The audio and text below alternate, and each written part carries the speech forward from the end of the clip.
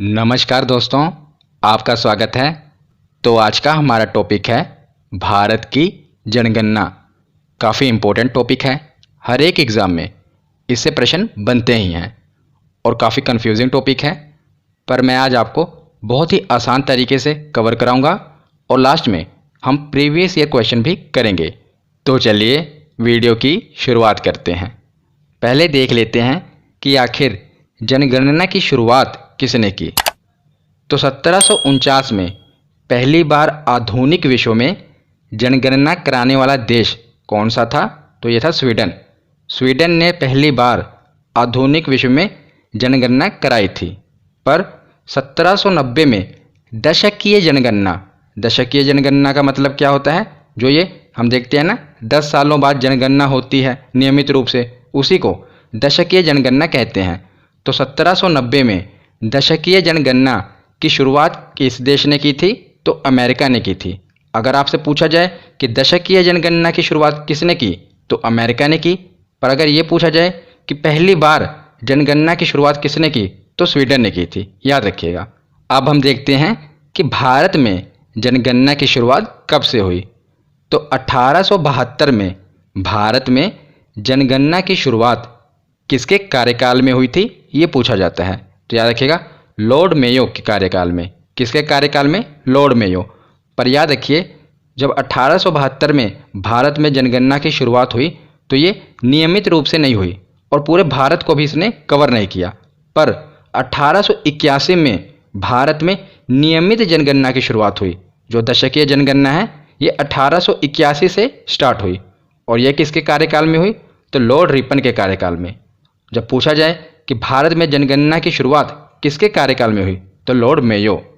और ये पूछा जाए कि जो नियमित जनगणना है ये किसके कार्यकाल में शुरू हुई, तो लॉर्ड रिपन। दोनों ही याद रखिएगा।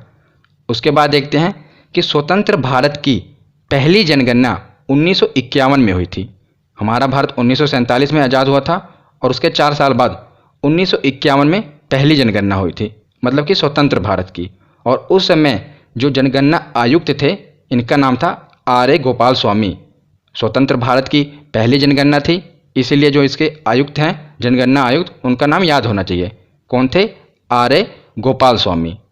और जो जनगणना संगठन है ये केंद्रीय गृह मंत्रालय के अधीन कार्यरत है। होम मिनिस्ट्री के अंतर्गत ये आता है, जिसके उच्चतम अधिकारी जनगणना आयुक्त होते हैं। अभी हमने पढ़े उच्चतम अधिकारी कौन होते हैं? जनगणना आयुक्त। और जो पहली जनगणना थी स्वतंत्र भारत की, उसके जनगणना आयुक्त थे गोपाल स्वामी।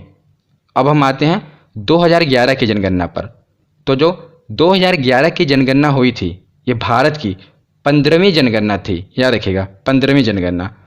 पर बात करें स्वतंत्र भारत की, तो स्वतंत्र भारत की ये 7वीं जनगणना थी। वैसे ऑल ओवर देखा जाए तो 15वीं जनगणना थी, पर अगर स्वतंत्र भारत की बात की जाए तो 7वीं जनगणना थी। दोनों ही याद रखिएगा।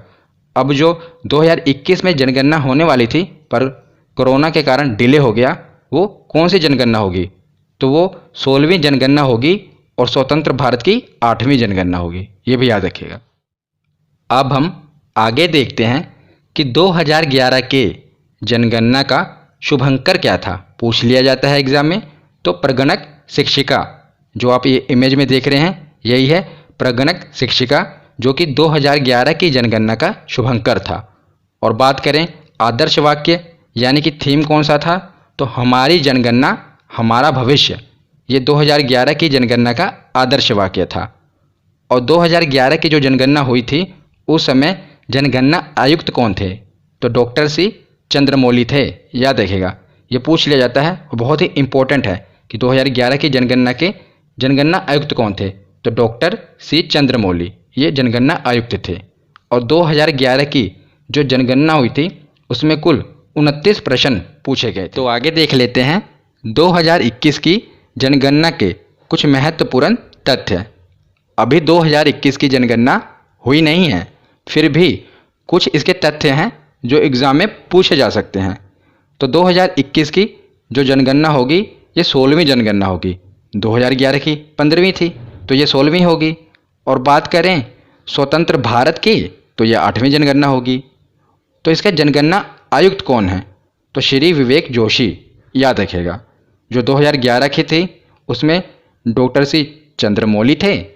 2021 में श्री विवेक जोशी हैं, याद रखिएगा, ये जनगणना आयुक्त हैं। और बात करें आदर्श वाक्य की, तो 2021 की जो जनगणना होगी इसका आदर्श वाक्य है, थीम है जन भागीदारी से जन कल्याण। याद रखिएगा, बहुत ही इंपॉर्टेंट है, पूछा जा सकता है कि 2021 की जनगणना का आदर्श वाक्य क्या है, जन भागीदारी से जन कल्याण। और 2021 की जो जनगणना होगी इसमें कुल 31 प्रश्न पूछे जाएंगे। पिछली जनगणना में 29 प्रश्न पूछे गए थे, इसमें 31 प्रश्न पूछे जाएंगे। और जो 2021 की जनगणना होगी ये भारत में पहली बार डिजिटल जनगणना होगी। याद रखिएगा, इसलिए महत्वपूर्ण है कि ये पहली बार डिजिटल जनगणना होगी। तो ये कुछ तथ्य थे, आपको याद रखने हैं। तो आगे हम 2011 की जो जनगणना हुई थी उसके जो भी इम्पोर्टेंट डाटा हैं उन्हें पढ़ते हैं। तो आपको ये डाटा रटना नहीं है, क्योंकि जनगणना के बहुत से फैक्ट हैं, आप इन्हें रट नहीं पाएंगे।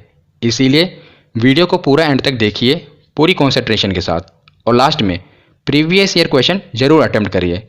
उसके बाद इसकी पीडीएफ मैं आपको टेलीग्राम पर प्रोवाइड कर ही दूंगा, वहाँ से आप इसके नोट्स ज़रूर बनाइए। ये नहीं कि पीडीएफ प्रोवाइड कर दी उसके आगे आपको कुछ नहीं करना, नहीं, आपको उस पीडीएफ से नोट्स ज़रूर बनाने हैं अपने हाथों से। तो आपको ये रिवीजन हो जाएगा, 2-3 बार आप रिवीजन कर लेंगे तो जो ये डाटा हैं आपको खुद ही याद हो जाएंगे। याद नहीं होंगे फिर भी जब आप एग्ज़ाम में बैठेंगे तो आपको क्लिक ज़रूर करेगा कि आपने ये पढ़ा है, क्योंकि आप इसे रट नहीं पाएंगे। 2-3 बार रिवीजन करेंगे तो ये खुद ही याद हो जाएंगे। तो चलिए देखते हैं। 2011 की जनगणना के अनुसार भारत की कुल जनसंख्या 121 करोड़ थी। याद रखिएगा, 2011 की जनगणना के अनुसार कितनी थी, 121 करोड़ के लगभग। पूरा तो आप याद नहीं कर पाएंगे, बस आपको 121 करोड़ याद रखना है, जो कि पूरे विश्व की कुल जनसंख्या का लगभग 17.5% है। तो अगर हम पूरे विश्व की आबादी की बात करें तो पूरे विश्व की जनसंख्या का भारत की जनसंख्या लगभग 17.5% है।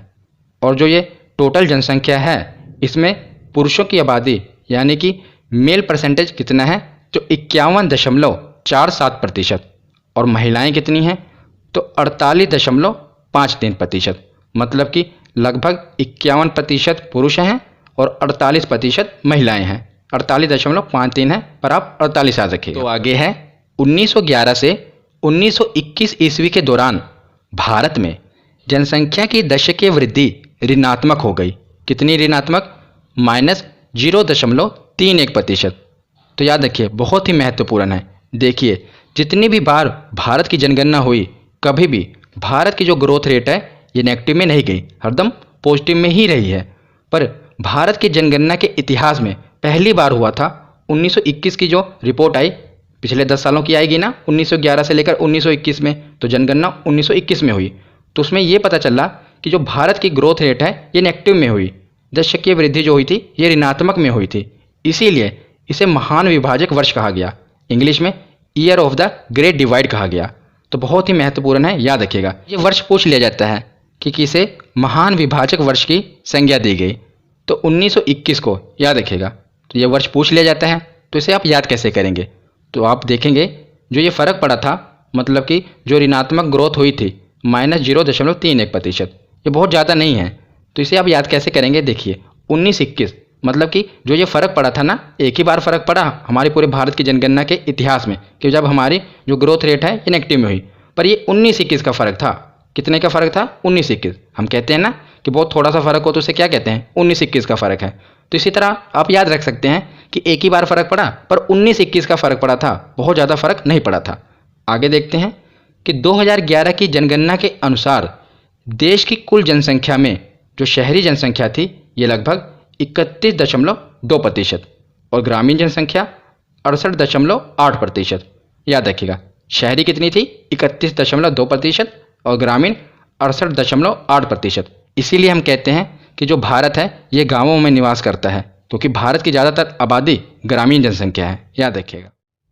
तो अब हम 2011 की जनगणना के सभी जो फैक्ट हैं एक एक करके उन्हें पढ़ना शुरू करते हैं। तो शुरुआत करते हैं जनसंख्या से। पूछ लिया जाता है कि किस राज्य की सबसे ज़्यादा जनसंख्या है, किसकी कम है। तो मैंने एक एक करके सबको कवर किया है। देखिए, इस तरफ है राज्य, ऊपर वाले राज्य हैं, इधर सर्वाधिक जनसंख्या वाले, इधर न्यूनतम जनसंख्या वाले। नीचे हैं केंद्र शासित प्रदेश, सर्वाधिक जनसंख्या और न्यूनतम जनसंख्या, यही पूछा ही जाता है। तो सबसे पहले देखते हैं कि सर्वाधिक जनसंख्या वाला राज्य कौन सा है। तो नंबर 1 पर तो है उत्तर प्रदेश, ये तो आपको पता ही होगा, और नंबर 2 पर है महाराष्ट्र। तो सर्वाधिक जनसंख्या वाला राज्य कौन सा है ये पूछा जाता है, तो याद रखिएगा उत्तर प्रदेश है। सबसे ज़्यादा जनसंख्या 2011 की जनगणना के अनुसार उत्तर प्रदेश में ही है। और सबसे न्यूनतम जनसंख्या किस राज्य में है, तो सिक्किम, और दूसरे नंबर पे है मिजोरम। तो सिक्किम तो खुद ही कह रहा है कि मैं सबसे कम जनसंख्या वाला राज्य हूँ। कैसे, देखिए सिक्किम के पीछे क्या है, कम। तो सबसे कम जनसंख्या वाला राज्य कौन सा है, सिक्किम, कम और रम मिजोरम दूसरे नंबर पे है। तो याद रखिएगा सबसे कम सिक्किम, सबसे ज़्यादा उत्तर प्रदेश। अब केंद्र शासित प्रदेश पर आते हैं। तो सर्वाधिक जनसंख्या वाला केंद्र शासित प्रदेश कौन सा है, तो ये तो बिना शक के आपको पता ही होगा, दिल्ली। दिल्ली में सर्वाधिक जनसंख्या है, सर्वाधिक जनसंख्या वाला केंद्र शासित प्रदेश है। तो सबसे न्यूनतम जनसंख्या वाला केंद्र शासित प्रदेश कौन सा है, लक्षद्वीप। याद रखिएगा सबसे अधिकतम दिल्ली और सबसे न्यूनतम लक्षद्वीप। वैसे भी हम टारगेट रखते हैं ना, लक्ष्य रखते हैं कि हमें जनसंख्या कम करनी है, तो लक्षद्वीप में है लक्ष्य। तो इसने भी टारगेट रखा था कि हमें सबसे कम जनसंख्या रखनी है केंद्र शासित प्रदेश में, तो इसने टारगेट अचीव कर लिया लक्षद्वीप ने। आप इसे याद रख सकते हैं एक ट्रिक की तरह।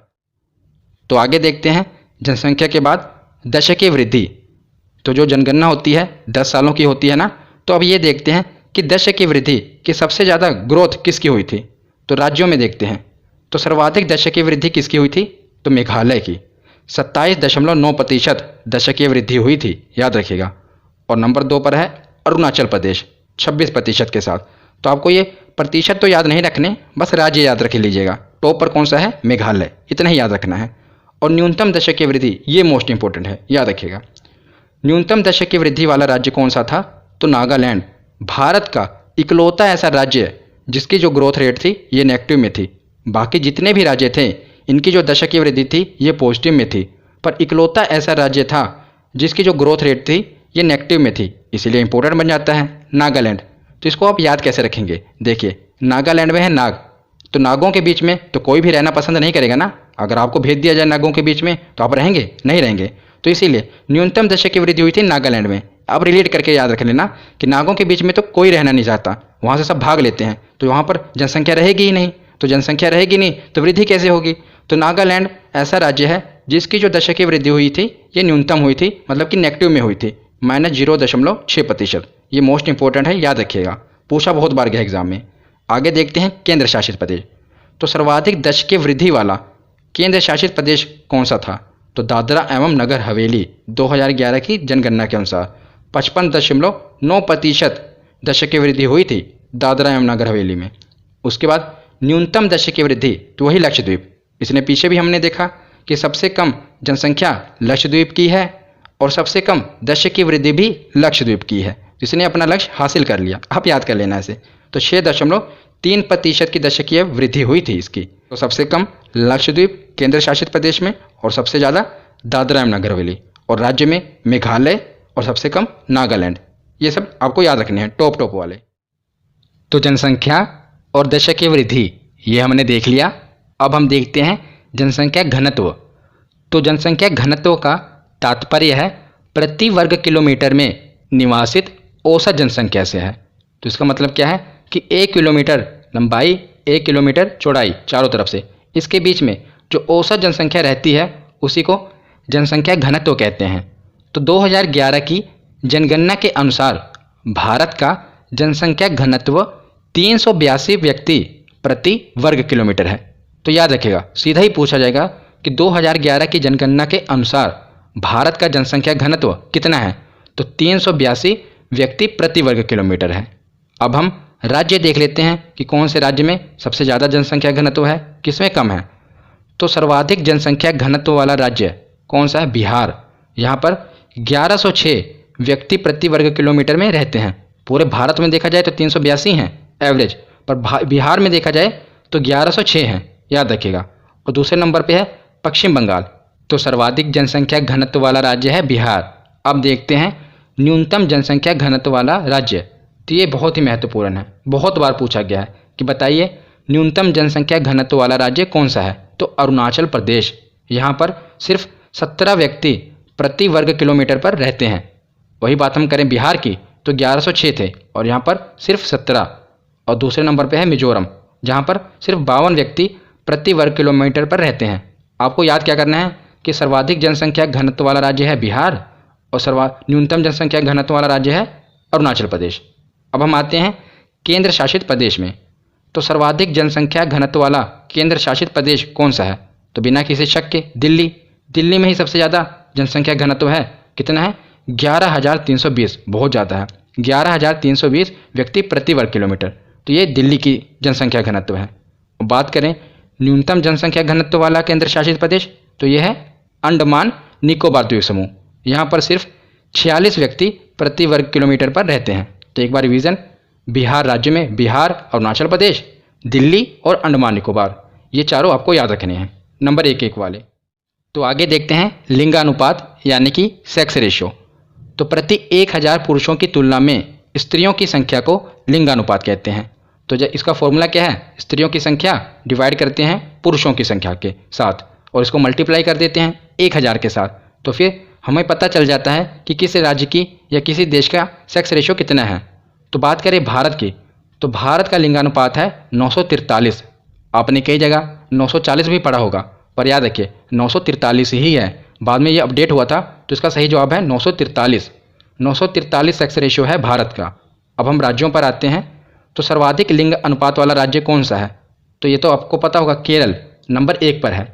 ये भारत का इकलौता ऐसा राज्य है जहाँ पर पुरुषों की तुलना में महिलाएं ज़्यादा हैं, मतलब कि पुरुषों से ज़्यादा महिलाएं हैं। तो 1084 ये सेक्स रेशियो है केरल का। दूसरे नंबर पर आता है तमिलनाडु, यहाँ पर है 996। आपको केरल याद रखना है और आपको याद भी होगा, बहुत बार आपने न्यूज़ में सुना होगा। और सबसे कम न्यूनतम लिंगानुपात वाला राज्य कौन सा है? हरियाणा। यहाँ पर सिर्फ 879 सेक्स रेशियो है यहाँ का। सबसे ऊपर है केरल और सबसे नीचे है हरियाणा। बात करते हैं केंद्र शासित प्रदेश की।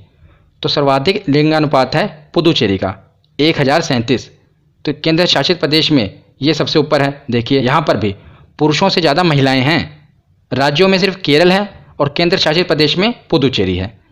तो न्यूनतम लिंगानुपात वाला दमन व द्वीप, यहाँ पर सिर्फ 618, बहुत ही कम है। देखिए 618 सेक्स रेशियो है दमन व द्वीप का। तो हमने देख लिया केरल, हरियाणा, पुदुचेरी, दमन व द्वीप, ये चारों आपको याद रखने हैं और बहुत ही आसान है। केरल तो आपको पता ही होगा और हरियाणा भी आए दिन आप सुनते ही होंगे। और केंद्र शासित प्रदेश की बात करें तो पुदुचेरी और दमन व द्वीप। तो लिंगानुपात के बाद अब देखते हैं शिशु लिंगानुपात, यानी कि जन्म से लेकर 6 वर्ष की आयु के जो बच्चे होते हैं उनका लिंगानुपात। तो जन्म से लेकर 6 वर्ष की आयु तक प्रति 1000 बालकों की संख्या की तुलना में इसी आयु वर्ग में, यानी कि जन्म से लेकर 6 वर्ष की आयु वाली बालिकाओं की संख्या के अनुपात को शिशु लिंगानुपात कहते हैं। तो ये फॉर्मूला है। और बात करें अभी भारत का शिशु लिंगानुपात कितना है, तो ये है 919। आपने कई जगह 918 भी पढ़ा होगा, पर अपडेटेड है, याद रखिएगा 919। तो इम्पोर्टेंट है, तो इसे याद कैसे रखेंगे? तो ये क्या है? 919, 919 है। तो ये हम शिशु यानी कि बच्चों के बारे में पढ़ रहे हैं। तो एक बच्चा होने में कितना टाइम लगता है? तो 9 महीने लगते हैं ना, 9 महीने। तो 919 मतलब कि इसे आप रिलेट कर पाएंगे, देखना कभी भूलेंगे नहीं आप। जब भी आपके आगे आएगा तो आपको ये ट्रिक याद रहेगी। तो उसके बाद हम देखते हैं राज्य। तो सर्वाधिक शिशु लिंगा अनुपात वाला राज्य कौन सा है? तो ये है अरुणाचल प्रदेश, 972 शिशु लिंगानुपात है यहाँ का। दूसरे नंबर पे है मिजोरम, आपको अरुणाचल प्रदेश याद रखना है। और न्यूनतम तो हरियाणा। हमने पीछे पढ़ा कि सेक्स रेशियो भी हरियाणा का ही सबसे कम है और शिशु लिंगानुपात भी हरियाणा का ही सबसे कम है। तो इसे तो आप आसानी से याद रख पाएंगे। और अरुणाचल प्रदेश हमने पीछे पढ़ा था कि जो जनसंख्या घनत्व है सबसे कम कहाँ का था? अरुणाचल प्रदेश का। पर बात करें शिशु लिंगानुपात के मामले में तो ये आगे निकल गया, अरुणाचल प्रदेश नंबर 1 पर है। तो राज्यों के बाद देखते हैं केंद्र शासित प्रदेश। तो सर्वाधिक शिशु लिंगा अनुपात वाला केंद्र शासित प्रदेश कौन सा है? अंडमान निकोबार द्वीप समूह, यहाँ पर 968 रेशियो है। और न्यूनतम कौन सा है? तो दिल्ली है, याद रखिएगा दिल्ली, यहाँ पर 871 रेशियो है। तो सबसे आगे है अंडमान निकोबार और पीछे है दिल्ली। और बात करें राज्यों में तो जहाँ का जनसंख्या घनत्व सबसे कम है वही इस मामले में आगे निकल गया बच्चों के मामले में। तो अरुणाचल प्रदेश, और सबसे कम तो हरियाणा, जहाँ का सेक्स रेशो भी सबसे कम है और वहाँ का शिशु लिंगानुपात भी सबसे कम है। तो ये चारों याद रखिएगा। तो आगे हम देखते हैं साक्षरता यानी कि लिटरेसी। तो भारत में किसे पढ़ा लिखा माना जाता है, इसकी एक डेफिनेशन तय की गई है। तो 7 वर्ष और उससे अधिक का जो व्यक्ति किसी भाषा को समझ सकता है, उसे लिख सकता है या पढ़ सकता है, उसे साक्षर कहा जाएगा, पढ़ा लिखा कहा जाएगा। तो इसका फॉर्मूला क्या है? ये फॉर्मूला बहुत महत्वपूर्ण है। क्यों महत्वपूर्ण है, मैं आपको बताता हूँ। तो ऊपर क्या आएगा? साक्षरों की संख्या यानी कि जो पढ़े लिखे व्यक्तियों की संख्या, और नीचे यही पूछा जाता है कि कितनी उम्र के व्यक्तियों को लिया जाता है। तो याद रखिएगा 7 वर्ष और उससे अधिक की आयु के व्यक्तियों को ही इसमें जोड़ा जाता है। जन्म से लेकर 6 वर्ष की आयु वाले बच्चों को इंक्लूड नहीं किया जाता, क्योंकि वो अभी पढ़ने लिखने लायक नहीं होते हैं। इसीलिए 7 वर्ष और उससे अधिक की आयु वाले व्यक्तियों को ही जोड़ा जाता है, ये पूछा जाता है, इसलिए याद रखिएगा। और बात करें भारत का लिटरेसी रेट कितना है 2011 की जनगणना के अनुसार, तो ये है 74.04%। यह भी राजस्थान के पुलिस के एग्जाम में पूछा गया था और हूबहू यही डाटा आया था 74.04%। तो याद रखिएगा कितना साक्षरता दर है, 74.04%। अब हम आते हैं राज्यों पर। तो सर्वाधिक साक्षरता वाला राज्य कौन सा है? ये तो आपने रटा ही होगा, केरल। 94% साक्षर लोग हैं वहाँ पर। और दूसरे नंबर पे आता है मिजोरम 91.3% के साथ। आपको प्रतिशत नहीं याद रखने, आपको सिर्फ राज्य याद रखना है। तो कौन सा है? केरल।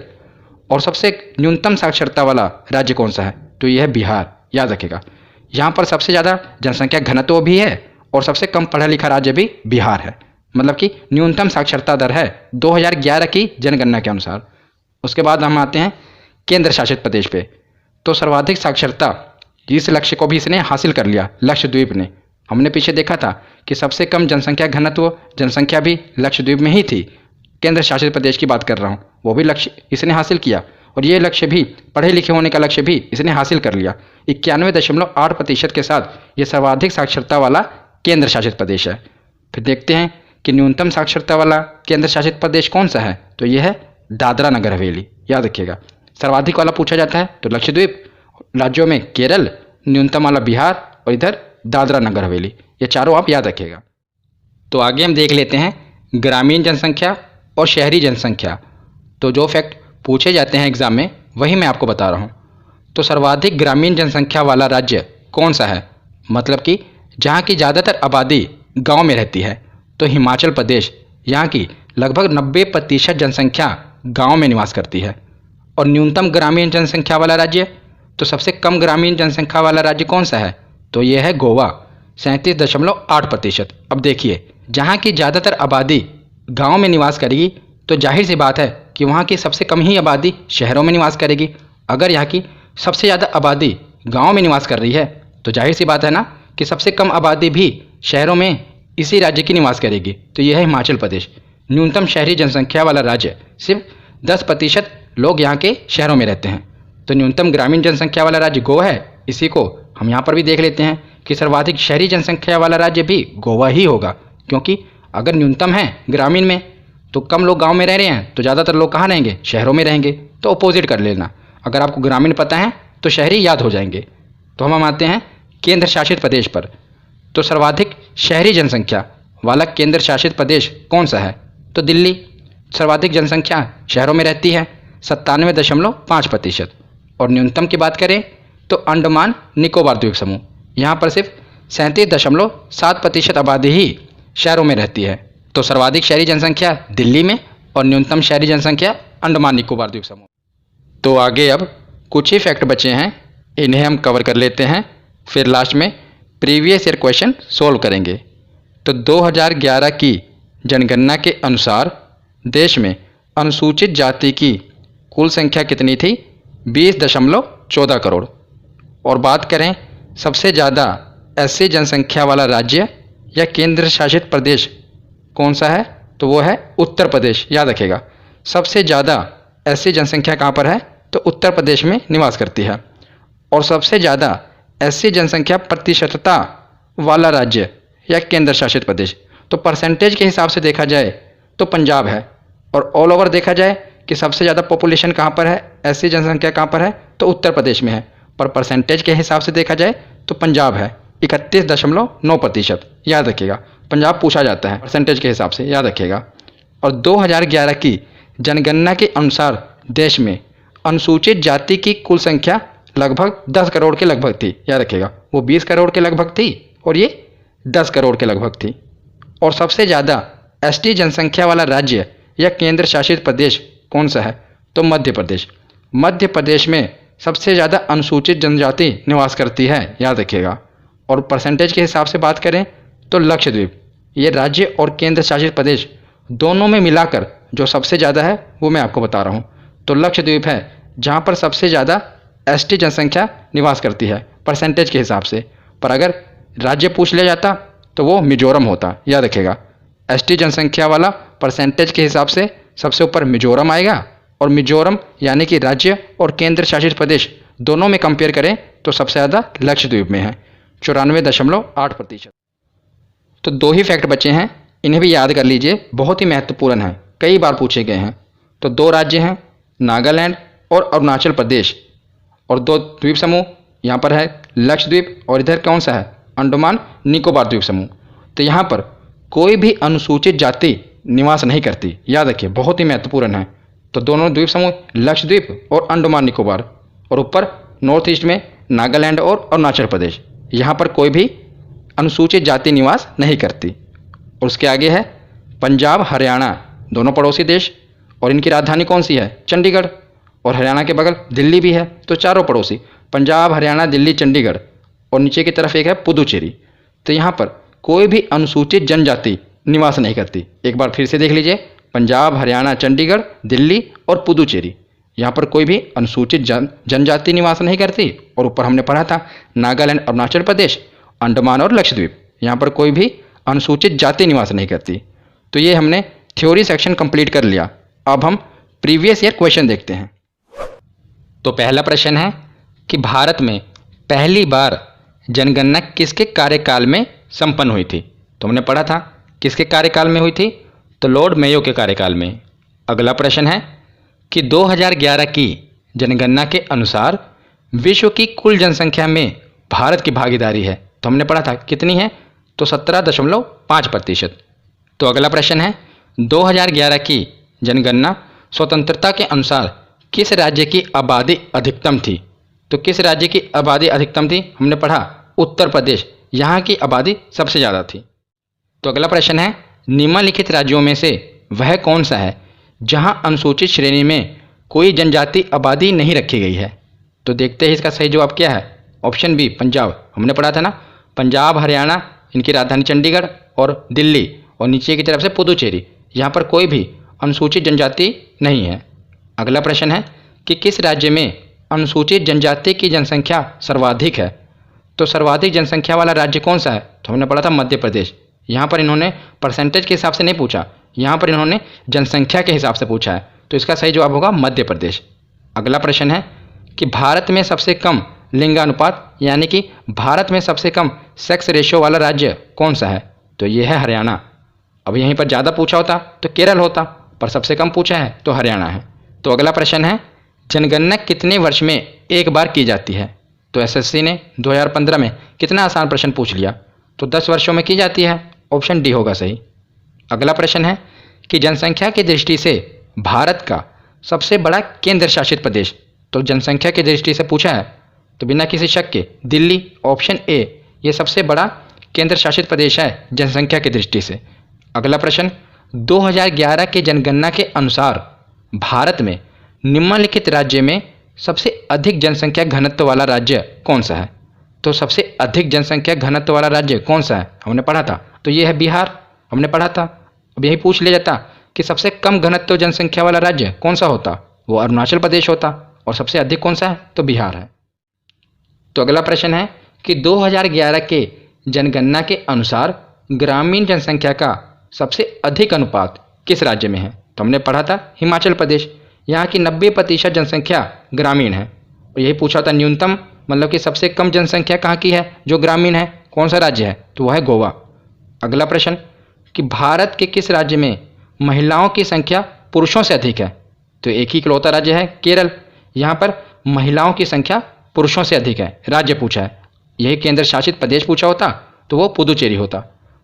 अगला प्रश्न है कि भारत में प्रभावित साक्षरता दर की गणना की जाती है, तो राइट ऑप्शन होगा ऑप्शन डी, 7 वर्ष या 7 वर्ष की उम्र से ऊपर की जनसंख्या से। तो आज की ये वीडियो यहीं पर ख़त्म होती है। कैसी लगी ये वीडियो कमेंट सेक्शन में ज़रूर बताना। धन्यवाद।